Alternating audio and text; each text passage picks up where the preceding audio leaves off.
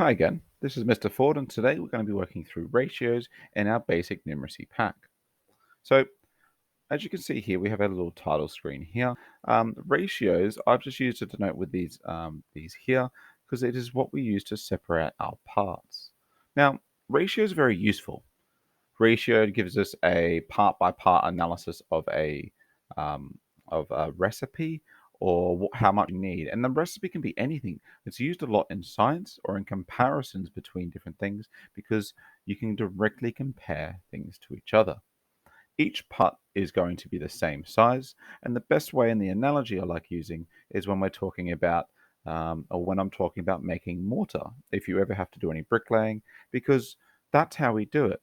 We don't sit there when we're making mortar and we measure out exactly the right amount of milliliters, which usually by shovel load. So you need about 3 shovels so for every 3 to 5 shovels, I think it's 5 shovels of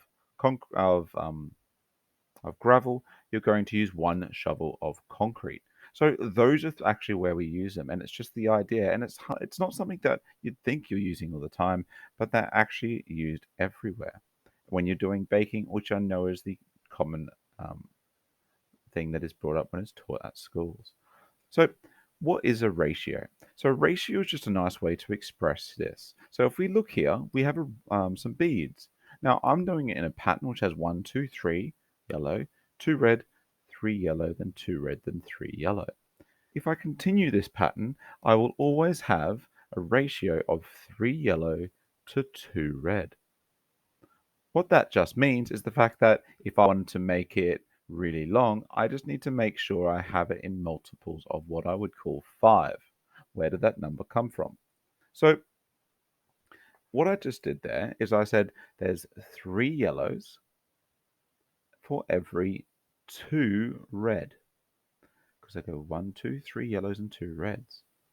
That means that for one complete pattern, I've got 1, 2, 3, 4, 5. So 5 beads total. This works with all ratios. All of the parts added up will give you the total number of parts.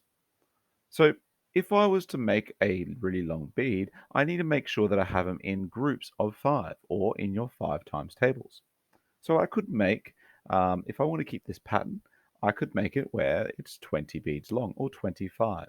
But I would not be able to make it 27 because I wouldn't be able to keep this pattern. There would be a mistake somewhere. Now, when we're writing it, I always write it like this. I always write above it my headings of what actually we're talking about. So in this case, red is to yellow, 4 is to 9. The other thing is, whenever you're dealing with ratios, now you did some tricky stuff at GCSE, but now all you need to do is you need to simplify it down into nice, easy way to deal with it. So at GCSE, we keep them nice units as whole numbers. Now, what we really like is like having one of them as a 1. So what that means is that if I know 1 is 1, so here, red is yellow, I've made red 1. That's because if I know this is 1, it's a nice base unit for it to use. I know that it's a 1 is to 2.25. So it's therefore yellow is just over 2 times the amount of how many red beads there are. Okay, and the only trick you need to remember is when you're dealing with ratios, you must always times or divide. Bring it down to 1. All right, let's have a look at some questions. So, and we're just going to go through this here, but I'm believing most of you will still remember this from your GCSEs. So, a psychologist was interested to find out how people use their mobile phones in public places. For 3 weekends, she and 2 other researchers carried out an observational study in a large shopping centre. Each time a passerby was seen using a mobile phone, an entry was made and the following are the results. There was 350 women and 140 men were observed using a mobile phone.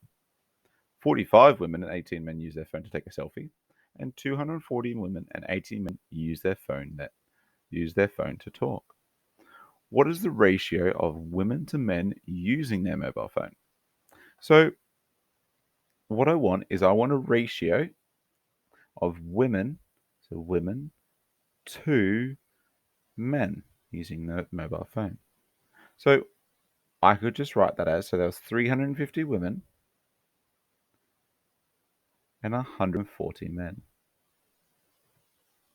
That's it. Let's make this nice and simplified. I could reduce it down to its simplest form.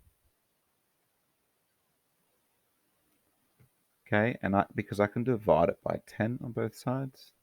And then I can divide both of them by 7.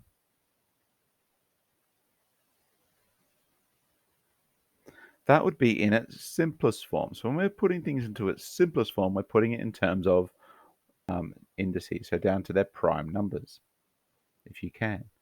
Now, if I wanted it in a relationship where one of them is 1, where I wanted men to women, 1 is to, and I'm just put n here because we don't know. What I want is, at the moment, it's 2 is to 5. To get to 1, or what, I have to divide by 2. So what I do to this side, I do to the other. So therefore be 1 is to 2.5, and I now have a ratio in this nice simple format. And you'll see why that's useful at the end. What is the ratio of women to men that took a selfie with their phone? So we've got women to men. We have 45 women who took a selfie, and we have 18 men who took a selfie. Again, we can reduce this down. I can divide both by 9. So that's going to give me 5 is to 2.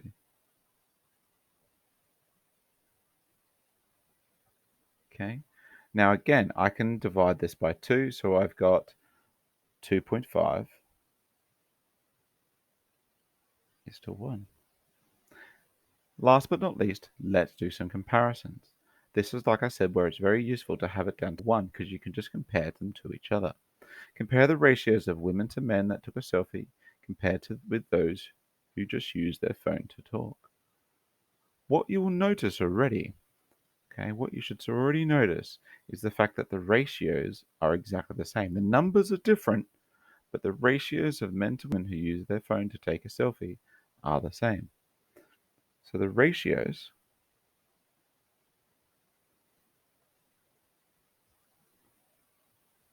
of women to men that took a selfie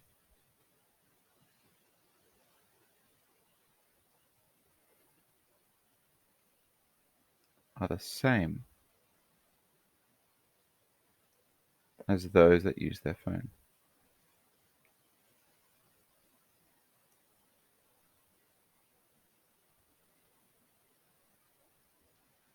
Of, and it was 2.5 is to 1. Okay, and it's just got that there. So you've got, I always put my values in because it's just backing it up with the values that you've got. All right. Now you could do further analysis and study into this here, but that will be left for your subject specific teachers. Thank you.